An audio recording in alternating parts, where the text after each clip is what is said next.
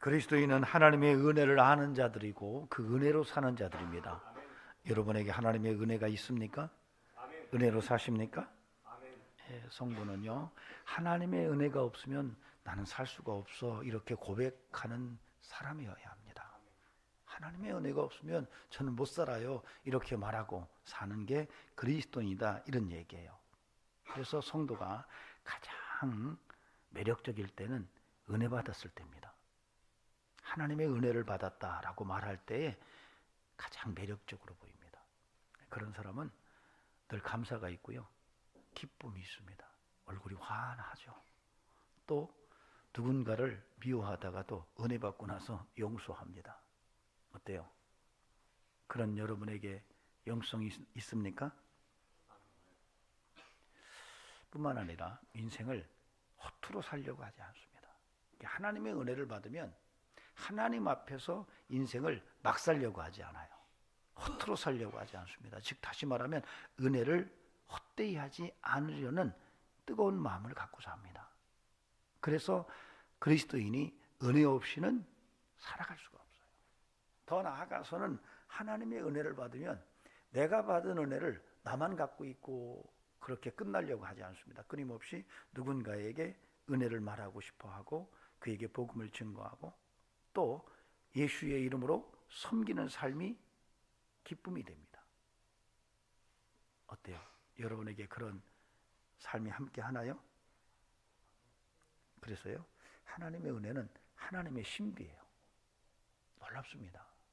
이 은혜를 경험하는 성도, 늘 구원받은 은혜가 거기서 끝나지 않고 늘 일상의 삶 속에서도 하나님의 은혜를 공급받아서 은혜 속에서 사는 그런 인생이 돼야 할 것입니다. 사실은 이 하나님의 은혜를 다른 말로 표현하면은 하나님의 사랑이라고 연결시킬 수가 있습니다. 즉 다시 말하면 하나님의 사랑의 결정적인 것은 하나님의 은혜를 통해서 우리에게 경험되는데 그 하나님의 은혜는 바로 예수 그리스도의 복음, 즉 십자가와 부활의 사건입니다.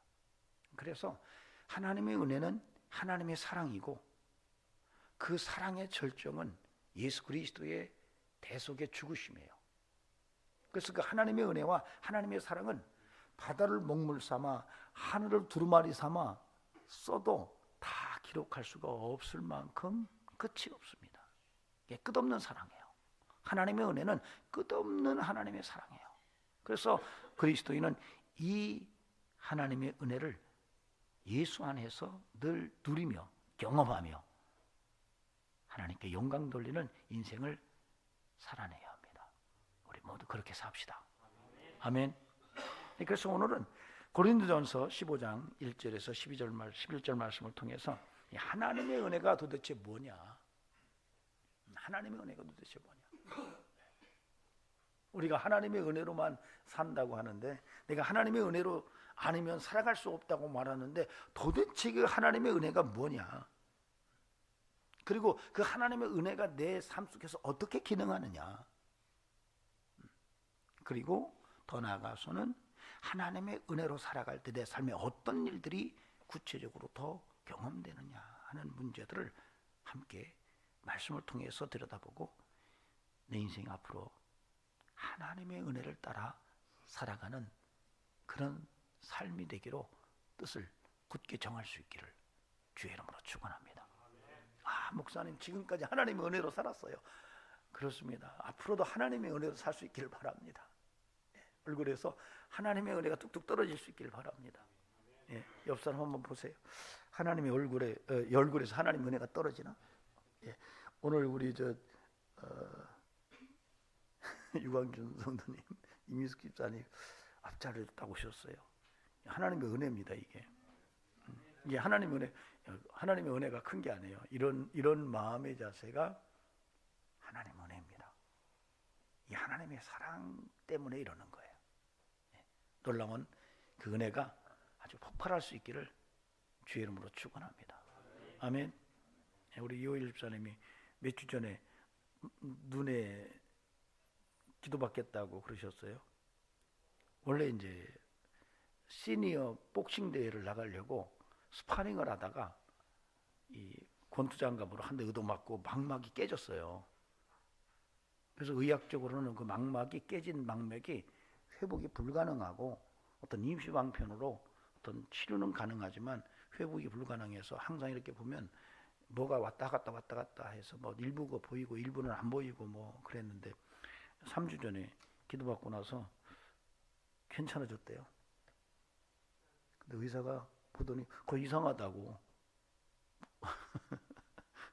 깨진 망막은 돌아올 수가 없대요. 그런데 돌아온 모양이에요. 예, 앞자리 앉더니 예, 그렇게 됐습니다. 그러고 나서 넘어졌잖아요. 근데 제가 볼 땐 넘어진 것도 안 죽은 게 다행이에요. 여러분 그 나이에 계단에서 넘어져 가지고 계단 밑으로 굴러 떨어졌으면 어디가 다쳐서 부러져도 한참 부러져야 되는데 코만 다쳤어요. 근데 저 코가 전번부터 킁킁킁킁 소리 내면서 코가 삐뚤어졌다고 수술한 코예요. 그리고 항상 저한테 목사님이 코 때문에 이게 좀 수술이 잘못된 것 같다고 코를 자꾸 얘기했는데 하나님이 야, 너 너무 코를 건드리지 말아라. 그리고 코를 치신 것 같아요. 어쨌든 깨닫는 은혜가 있기를 바랍니다. 어떤 목사님이 교회 건축을 위해서 산속에 깊이 들어가서 천막을 치고 기도를 했답니다. 하나님 우리 교회 막 부자도 보내주시고 성도들이 막 돈도 헌금을 많이 해서 교회를 멋지게 하나 지게 해달라고 막 기도하는데 비가 오기 시작하더래요.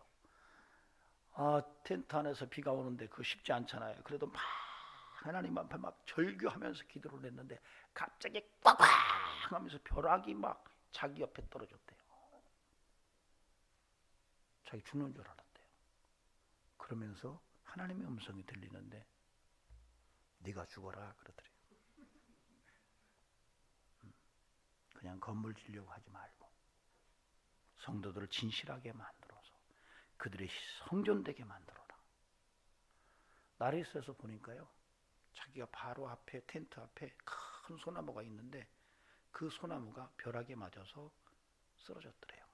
그 소나무가 자기 텐트 쪽으로 넘어졌으면 자기는 죽었대요. 그 밤에 엄청난 큰 소나무가.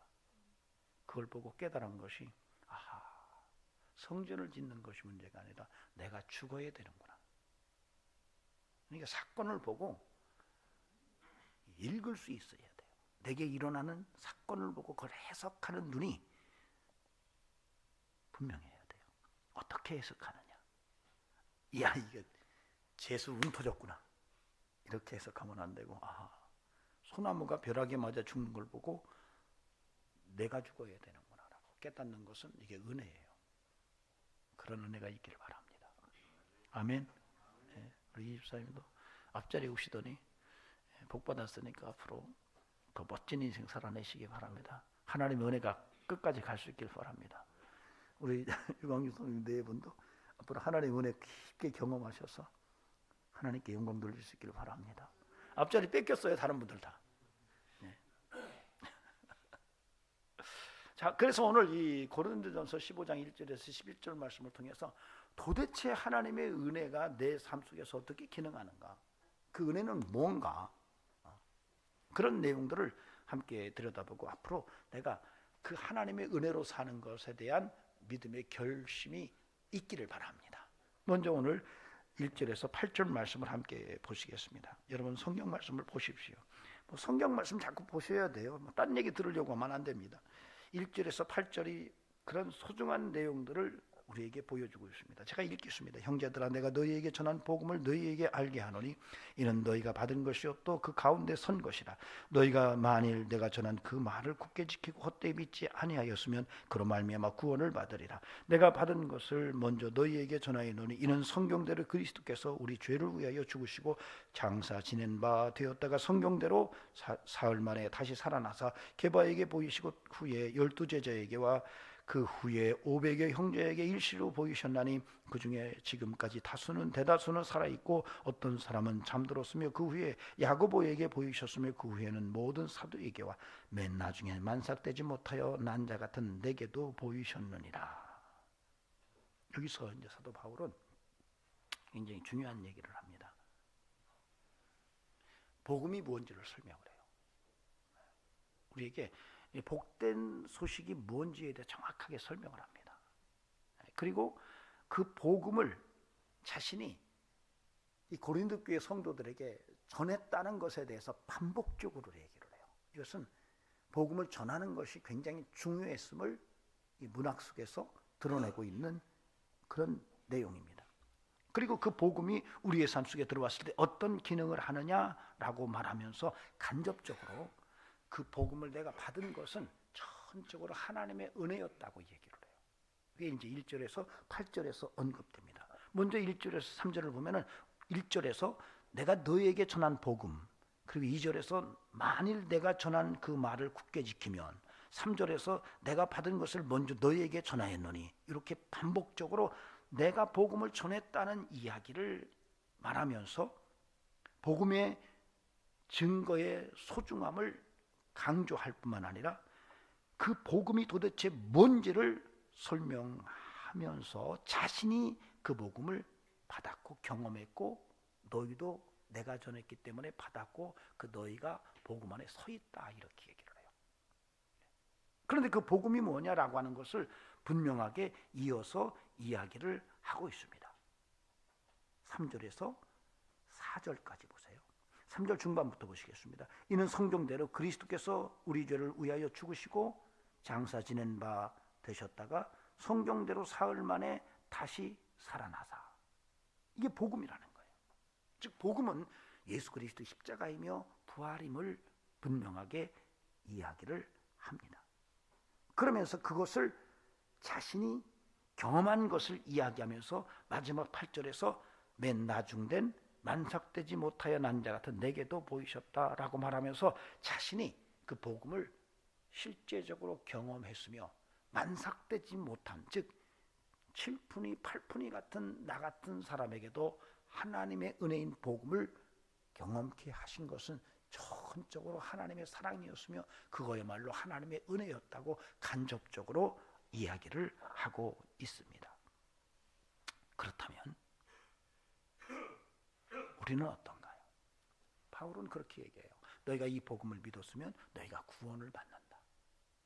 바로 이 복음은 예수 그리스도의 십자가요 부활인데 이 복음을 믿는 자마다 구원을 받으며 내가 그 복음을 받은 것은 전적으로 하나님의 은혜였음을 간접적으로 또 덧붙여 설명합니다. 놀랍게도 우리도 이 복음을 받은 자들입니다. 어때요? 예수 그리스도의 십자가와 부활을 믿으시나요? 예. 요한겔리온 복음은 다른 것이 아닙니다. 예수 그리스도의 십자가의 죽음과 그의 부활입니다. 이것이 오늘 바울이 말하는 복음의 핵심입니다. 바울은 이 복음을 끊임없이 전하고 인생을 살았습니다. 이 복음을 믿는 자마다 누구든지 구원을 받는다고 그렇게 이야기를 하고 있습니다. 그런데 놀라운 것은 이것이 하나님의 은혜라는 거예요. 하나님의 사랑이라는 거예요. 여러분, 은혜는 원래 값없이 주시는 하나님의 사랑입니다. 그래서 내가 구원받는 것은 내가 지불하는 것이 아무것도 없어요. 내가 구원받기 위해서, 죄사함 받기 위해서 내가 어떤 값을 지불하는 것이 아무것도 없습니다. 그냥 하나님께서 은혜로 주시는 거예요. 이게 사랑인 것입니다. 이것이 복음인 거예요. 누구든지 이 복음, 즉 예수 그리스도의 십자가 사건과 부활을 믿는 자마다 하나님의 은혜를 받은 것이고 그 은혜는 우리의 인생을 더욱더 풍성한 삶으로 이끌어내기에 부족함이 없음을 오늘 우리는 믿어야 합니다. 그런 은혜가 저와 여러분의 삶 속에 살아있기를 간곡히 부탁을 드립니다. 여러분, 우리가 인생을 살아가면서 이 복음에 대한 선명성이 굉장히 중요합니다. 말세가 되면은 여러분 복음에 대한 선명성을 잃습니다. 바울이 오늘 내가 너에게 전한 복음, 내가 너에게 전한 복음, 내가 너에게 전한 복음 1절, 2절, 3절 속에서 반복적으로 그 복음 전함을 말하는 것은 바로 그 복음이 유일한 구원의 길임을 강조하고 있는 그런 의미를 담고 있습니다. 즉 다시 말하면 예수 그리스도의 십자가와 부활을 믿는 것은 바로 복음을 믿는 것이고, 그 복음 안에서, 유일한 복음 안에서 우리의 인생이 구원의 역사를 경험하며, 그것이 바로 하나님의 사랑이며 하나님의 은혜임을 오늘 말하고 있다는 것입니다. 저와 여러분이 그 은혜를, 그 사랑을 굳게 붙들고 믿음으로 사는 인생이기를 소망합니다. 믿음의 선명성, 구원의 유일성, 굉장히 중요하죠. 이것에 문제가 있습니다. 지금 한국교회가 그렇고 세계적으로 기독교를 계속 공격하는 것 중에 하나가 오직 예수만이 우리에게 복음이라는 이 사실에 대해서 흔드는 다원주의입니다. 예수 말고도 다른 구원의 길이 있다, 다른 복음이 또 있다, 예수 말고도 다른 생명이 또 있다, 다른 길이 또 있다, 하나님께로 가는 길이 또 있다라고 말하는 이런 흐름이 강력하게 불어오고 있습니다. 그래서 자칫 잘못하다가는 이 복음의 선명성을 상실하고 그만 믿음의 영성이 무너져서 다원주의 속에 빠져들어갈 수밖에 없는 현실을 우리가 대면하고 있습니다. 이런 상황 속에서 오늘 바울이 내가 복음을 너에게 전하노라, 내가 전한 복음을 너희들이 온전히 믿는다면 그 복음으로 인하여 너희가 구원을 받는다라고 하는 이 복음의 유혈성에 대해서 정말 굳게 붙드는 이런 은총이 우리에게 믿음으로 굳게 자리 잡을 수 있기를 주의 이름으로 축원합니다. 아멘. 네. 여러분, 다른 구원은 없습니다. 다른 복음 없습니다. 오직 예수 그리스도만이 우리에게 구원의 길이고 하나님의 은혜입니다. 예수만이 하나님의 은혜입니다. 그렇게 굳게 믿읍시다. 아멘. 따라합시다. 예수만이 오직 복음이다. 다른 구원의 길은 없어요. 오늘 먼저 이것을 굳게 붙들 수 있기를 바랍니다.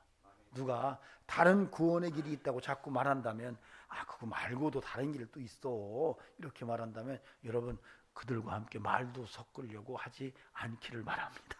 극단적인 이런 모습이에요. 왜냐하면 그들은 이단입니다. 그렇다면 그들이 아무리 예수의 이름을 부른다 할지라도 그들은 우리와 다른 영성의 인생입니다. 제가 우리 신학교 교수 중에 총장까지 하신 분이 하버드에서 철학 박사를 받았습니다. 그분이 총장이 될 때 그분이 다원주의라고 소문이 돌았습니다. 근데 어떻게 된 모양인지 그분이 총장이 됐어요. 근데 참 안타까운 것은, 여러분, 종교 다원주의자들이 예수를 안 믿는다 소리 안 합니다. 나 예수 믿어, 이렇게 말합니다. 근데 그 말을 하고 가만히 있어요. 근데 그 뒤를 돌아보면은 예수 말고도 다른 구원의 길이 있다고 믿어요. 그러니까 이게 우리가 분별을 잘해야 됩니다. 오직 예수라는 말을 확인해야 합니다. 오직이라는 말을 확인해야 돼요. 오직 예수가 복음임을 굳게 믿읍시다. 아멘. 다음으로는 9절부터 11절까지 보시겠습니다. 나는 사도 중에 가장 작은 자라. 나는 하나님의 교회를 박해하였으므로 사도라 칭함 받기를 감당하지 못할 자니라. 그러나 내가 나된 것은 하나님의 은혜로 된 것이니 내게 주신 그의 은혜가 헛되지 아니하여 내가 모든 사도보다 더 많이 수고하였으나 내가 한 것이 아니요 오직 나와 함께 하신 하나님의 은혜로라. 그러므로 나나 그들이나 이같이 전파하며 너희도 이같이 믿었느니라. 여기서 9절에서 11절에서는 바울이 굉장히 중요한 말을 반복적으로 직설적 표현법을 써서 드러내고 있습니다. 즉 하나님의 은혜라는 거예요. 하나님의 은혜. 이제 1절에서 8절까지는 구원이 뭔지를 설명하고 복음이 뭔지를 설명하고 그 복음의 실체가 구체적으로 십자가요 부활이라고만 하는 것을 설명하면서 그것이 내게 하나님의 은혜였음을 간접적으로 설명을 해요. 그런데 10절부터 나오는 9절부터 11절 사이에 언급되는 것은 아주 직설적으로 하나님의 은혜를 강력하게 강조하면서 반복합니다. 즉 여기서 나오는 것은 구원의 문제를 얘기하는 게 아니라 그렇게 하나님의 은혜로 내가 구원받은 다음에 내가 믿음의 삶을 사는 과정 속에서도 내게는 하나님의 은혜가 전적으로 필요했다는 얘기를 하는 거예요. 그래서 오늘 우리가 이 고린도전서 15장 1절에서 11절에서 중요하게 우리가 들어야 될 메시지는, 하나는 내가 구원받은 복음을 받아들여서 구원받은 것이 전적으로 하나님의 은혜였고, 또 하나는 그렇게 구원받은 다음에 내가 믿음의 삶을 사는 그 모든 삶의 여정에도 하나님의 은혜가 필수였다라는 얘기를 합니다. 그래서 그리스도인은 처음부터 끝까지 하나님의 은혜가 아니면 설 수 없는 존재예요. 저와 여러분은 하나님의 은혜가 아니면 안 되는 인생이 되었다는 사실입니다.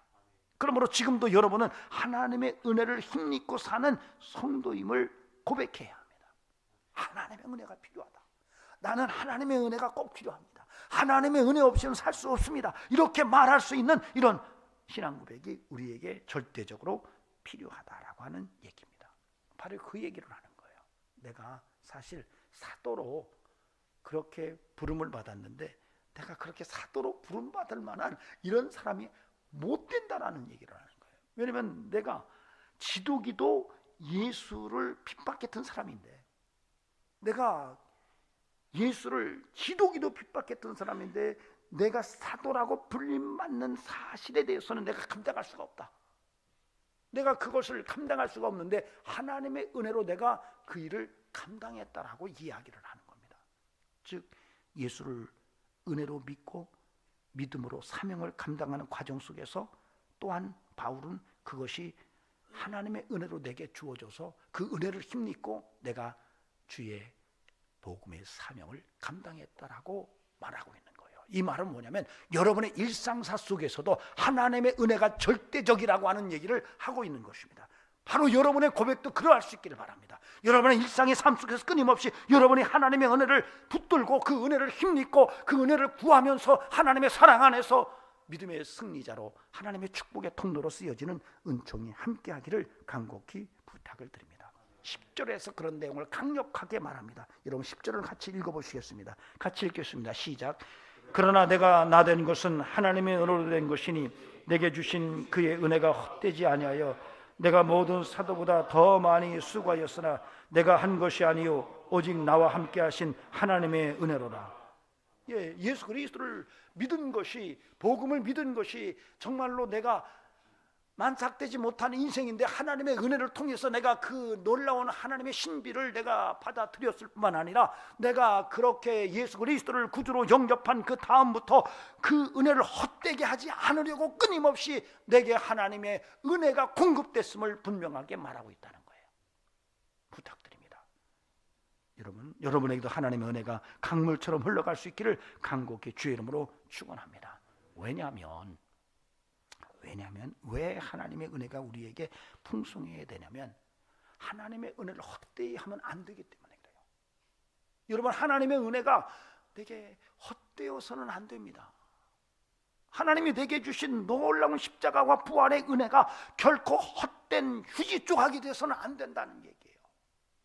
그 하나님의 은혜가 내 삶 속에서 놀라운 역사를 드러내는 역동성을 가져야 한다는 것이 오늘 바울 사도를 통해서 우리에게 메시지로 전해주고 있습니다. 바울 사도는 이 은혜, 예수 그리스도의 십자가와 부활의 사건의 은혜를 하나님의 사랑으로 붙들고 끊임없이 그 사랑 안에서 자신의 인생을 사명을 다하도록 하나님께 영광 돌리는 복된 삶을 살아냈습니다. 이 은혜가 우리에게도 필요하다는 사실입니다. 우리에게 그런 은혜가 살아있기를 간절히 소망합니다. 2025년도 한 달 남았죠. 오늘 마지막 날입니다. 우리 유광준 성도님 앞자리로 오셨는데 괜찮습니까? 앉아있을 만 하십니까? 이제 한 달 남았어요. 어떻게 지난 한 해 동안 하나님의 은혜로 살아오셨나요? 예, 할렐루야. 아멘. 아멘 하시는 게 좋아요. 예보다 아멘이 좋습니다. 하나님의 은혜로 살아오셨대요. 이제 한 달 남았습니다. 혹시 여러분 하나님의 은혜로 살아오셨나요? 여러분 혹시 하나님의 은혜가 아니었다, 하나님의 은혜 목사님 깜빡했어요. 아니 나이가 들다 보니까 돌아서면 잊어버리네요. 제 아내가 엊그저께 그러는 거예요. 냉장고를 딱 열더니 이거 뭘 하려고 이걸 열었지? 그러는 거예요. 그래서 잊어버렸어. 이렇게 할 말은 없지만 여러분, 그래도 하나님의 은혜를 잊지 않고 여러분 그 하나님의 은혜를 구하면서 하나님의 은혜의 능력을 힘입고 사는 이런 성도로 살아가는 은총 있기를 간곡히 부탁을 드립니다. 은혜의 누림이 있기를 바랍니다. 하나님의 은혜를 누려야 돼요. 할렐루야. 여러분, 하나님의 은혜를 누리지 못하는 거예요. 하나님이 값없이 주시는 구원의 은혜도 우리가 하나님으로부터 사랑 가운데 받았다면 우리가 일상의 삶 속에서 주님 앞에 서는 그날까지 끊임없이 하나님의 은혜가 공급되는데, 그것이 예수 그리스도 안에서 공급되는데 이것에 대한 누림이 없이 항상 불안하고 항상 걱정하고 항상 두려워하고 이런저런 문제를 치이고 엎어지고 자빠지고 눈탱이가 밤탱이 되면서 인생을 산다면 여러분, 그게 참 안타까운 일이 아니겠냐는 거예요. 오늘 저와 여러분의 삶 속에 다시 한번 하나님의 은혜에 대한 믿음의 역사가 있어서 그 은혜가 강물처럼 흘러가므로 여러분의 인생 속에 영혼이 잘됨처럼 범사가 잘되고 강건케 되는 은혜의 역사가 드러나기를 주의 이름으로 축원합니다. 우리 이미숙 집사님에게도 이제 2025년 한 달밖에 안 남았는데 큰 은혜를 경험하는 한 달이 되시기를 바랍니다. 앞자리에 왔으니까 은혜예요. 이거 벌써 은혜의 시작이에요. 아이고 목사님, 저는 뒷자리입니다. 하나님께서 가끔가다 그런 특이한 방법도 써요. 뒤로 돌아 이 갓. 하나님은 꼴찌로 가는데 하나님께서 어느 날 그래, 뒤로 돌아 이 갓. 그러면 꼴찌가 1등 돼요. 그래서 성경은요, 나중된 자가 먼저 는다고 말합니다. 뒤에 분들도 걱정하지 마세요. 그러나 앞자리가 더 좋습니다. 저 뒤에 앉아서 이렇게 목사님 설교를 어떻게 하나 하고 멀리서 이렇게 들여다보는 사람은 졸기도 잘하고, 근데 앞으로 오면 못 졸아요. 왜냐하면 제가 이렇게 짝 하고 쳐다보니까, 졸 것 같으면 짝 하고 쳐다보는 순간에 아이고 목사님 나를 쳐다보시는구나. 여러분, 은혜로 사는 한 해가 되시고 평생에 은혜로 사는 은총이 함께 하시며 은혜를 누리는 역사가 있기를 간곡히 부탁을 드립니다. 지난 주간에 우리는 2025년도를 어떻게 마무리를 잘 지을까? 성령의 충만함을 구하는 기도의 시간으로 십자가 기도회를 사흘 동안 했습니다. 여러분, 성령의 충만함이 있을 때 우리의 인생은 은혜가 넘쳐납니다. 하나님의 사랑이, 복음이 예수 안에서 우리에게 영접됐을 때 그것이 하나님의 은혜인데, 그것이 하나님의 사랑인데, 이것이 내 삶 속에서 누림이 되려면 한 가지 놀라운 비밀을 여러분이 깨달아야 돼요. 그것은 성령의 충만함 속에서 그 누림이 있다는 것입니다. 여러분, 성령의 충만함이 있을 때에 예수 그리스도의 십자가의 죽음과 부활의 능력이 우리에게 은혜로 팍 분출되는 거예요. 성령의 충만함이 없으면, 성령이 소멸될 상태에서는 이 은혜의 풍성한 분출이 잘 일어나지 않습니다. 그래서 은혜가 뭔지를 잘 경험할 수가 없는 것입니다.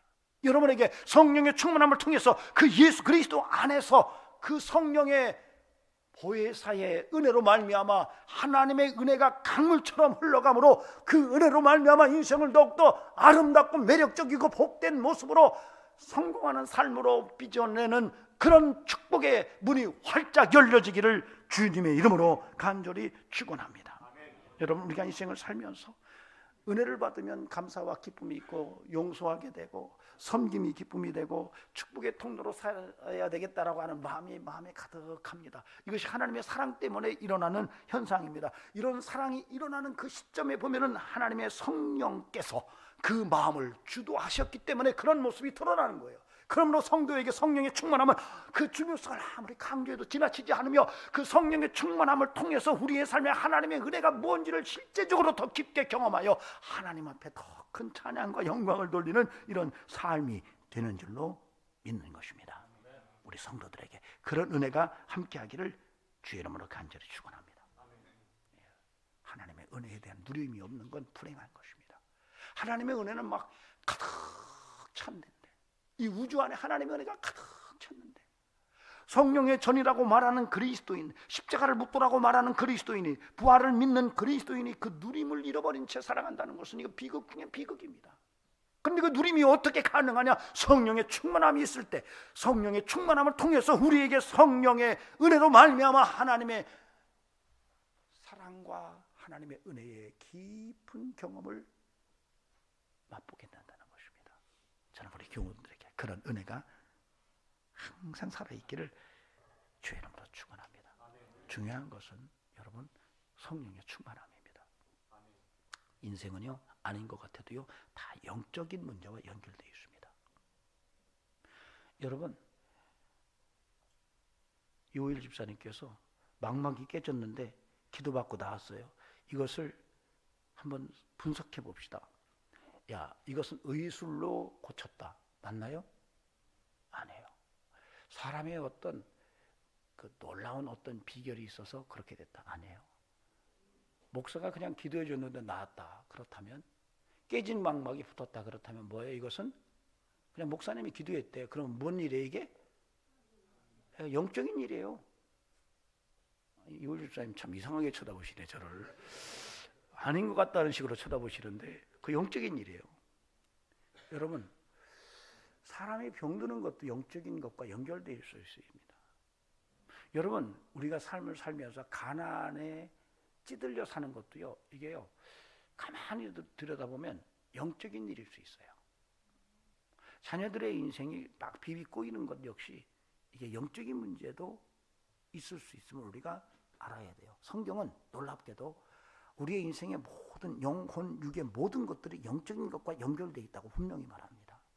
그래서 우리가 인생을 살아가면서 예수를 믿고 난 다음에 눈이 열려져야 되는데 뭐가 열려져야 되냐면 아 우리의 인생은 영적인 것이구나.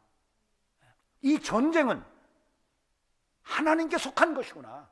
내 인생은 하나님께 속하는 것이구나. 내 삶은 순간순간 하나님의 영적인 것과 연결되어 있구나라고 하는 것을 아는 거예요. 굉장히 중요한 것입니다. 그래서 우리가 인생을 살아가면서 은혜의 누림은 성령의 충만함 속에서 가능하다는 것은 성령이 우리에게 충만하면 내 삶에 얽어매고 있던 영적인 것들이 팍 풀어지는 역사가 나타나게 돼 있어요. 그래서 여러분 초대교회 공동체는 성령이 충만했고 그 성령이 충만하게 임하자 성도들이 변하기 시작하고 성령이 충만하게 임하자 병들이 치유되고 성령이 충만하게 임하자 귀신들이 떠나가고 인생이 변하고 사회가 변하고 세상을 바꿔놓는 놀라운 예수 공동체의 모습을 드러낸 실제를 우리에게 성경 기록을 통해서 알려주고 있습니다. 안타깝게도 현대교회는 그렇지 못해요. 많은 프로그램은 있습니다. 그 프로그램을 진행하기 위해서 좋은 시설도 다 준비되어 있어요. 좋은 강사도 있고 좋은 시설도 있고 잘 준비된 프로그램이 다 있어요. 근데 안타깝게도 초대교회 같은 성령의 역사는 나타나지 않아요. 이게 심각한 현대교회 위기입니다. 여러분에게 성령의 충만함이 있을 때 여러분 하나님의 은혜를 깊게 누리게 될 것을 믿으시면 아멘 하시기 바랍니다. 아멘. 어떤 자매가 그런 얘기 하더라고요. 서울대학을 졸업했어요. 그러고 나서 사는데 어느 날 목사님하고 식사를 하러 갔는데 목사님이 그러더래요. 자매 먹고 싶은 거 시켜봐. 내가 오늘 자매에게 다 원하는 대로 공급해 줄게. 근데 자기는 메뉴판을 딱 들고 목사님을 이렇게 쳐다보다가 사모님 이렇게 쳐다보고 제일 싼 걸 골랐대요. 그랬더니 목사님이 막 웃으면서 너무 싼 거 고르지 마. 내가 내는 건데. 그러면서 본인 얘기를 하시더래요. 자꾸 돈이 없다고 생각하고 자꾸 그런 생각 속에 붙잡히면 가난의 영이 붙어. 그러더래요. 사모님이 그러시더래요. 자기네도 목회를 하면서 어떤 때는 한 끼 식사밖에 없었대요. 그런데도 한 번도 내가 가난하다 생각을 안 했대요. 여러 가지 부족해도 손님이 오면 최선을 다해서 공개를 하니까 왔다 가면 아, 그 목사님 내 부자야 그렇게 다 얘기를 했대요. 근데 사실 자기들은 뒤돌아 앉으면 당장 끼니가 걱정됐는데 믿음으로 잘 견뎠대요. 그걸. 그때 하나님께서 환경을 확 바꿔주시더래요. 여러분 그렇다고 해서 빚내서 살고 이러는 얘기가 돼요. 근데 이 서울대학을 졸업한 이 자매가 카드빚도 많고 직장생활을 하는데 늘 궁색하게 살고 부들부들 떨고 그러다 보니까 영적으로 그 짓눌림 때문에 또 다른 세계를 못 봤던 거예요. 목사님을 통해서 엄청나게 깨닫고 지하실방에서 기도하면서 그 가난의 얽매임을 파쇄하고 지상으로 올라오는 날 가족들이 끌어앉아서 다 울면서 그렇게 기도했대요. 하나님, 우리에게 이런 은혜를 주셔서 감사하다고. 누구한테 따뜻한 밥 제대로 사지 못하고 하나님 앞에 정말로 자신 있게 헌금 한 번도 못하면서 인생을 부들부들 떨면서 돈 하고 그렇게 살아갈 때, 여러분, 그 돈 할 때 그 돈에 달라붙는 악한 가난의 영들이 역사한다면 더 가난할 수밖에 없는 얽매임 속에 매이는 것을 우리가 볼 수 있어야 돼요. 여러분, 저는 그러므로 여러분이 하나님의 은혜를 누리는 역사가 있기를 바랍니다. 여러분, 하나님은 여러분들이 가난하게 살고 돈 없이 살고 병들어 살고 정말로 이리저리 쳐이고 정말 똥 묻은 막대기처럼 그렇게 인생을 살도록 하나님의 선택받은 백성이 그렇게 살도록 내버려 두시는 아버지가 아니세요. 저는 그렇게 믿습니다. 좀 당당하세요. 지금 없어도 여러분이 하나님 앞에서 그렇다 빚내서 카드빚 내가지고 막 화려하게 막 사참에 살라는 얘기가 아니에요. 여러분에게 주어진 환경에서 어떻게 살 건지, 내가 이것을 이 얽매임을 어떻게 풀어낼 건지, 내 조상부터 내려오는 가난의 얼물을 어떻게 풀어낼 건지를 십자가를 붙들고 하나님의 은혜로 풀어내는 용사가 될 수 있기를 주의 이름으로 축원합니다. 여러분, 하나님의 은혜를 힘입고 삽시다. 가능합니다. 여러분이 하나님의 축복의 통로로 쓰여지겠다고 여러분이 마음속에 결심하고 예수 안에서, 복음 안에서 하나님의 은혜를 구한다면 하나님의 사랑이 여러분을 그렇게 축복으로 이끌어내실 줄로 믿습니다. 여러분, 그래서 인생은 영적인 거예요. 성령이 충만해지면 성령과 대적되는 어둠들은 떠나가게 되어 있습니다. 귀신 떠나갑니다. 병마도 떠나갑니다. 여러분, 염려, 걱정, 근심, 두려움 다 떠나갑니다. 믿으시기 바랍니다.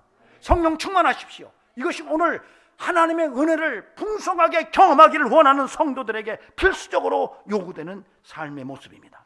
저는 그러므로 우리 성도들이 성령 충만하고 그 은혜 속에서 하나님의 은혜를 누리는 축복의 인생을 살기를 주의 이름으로 축원합니다.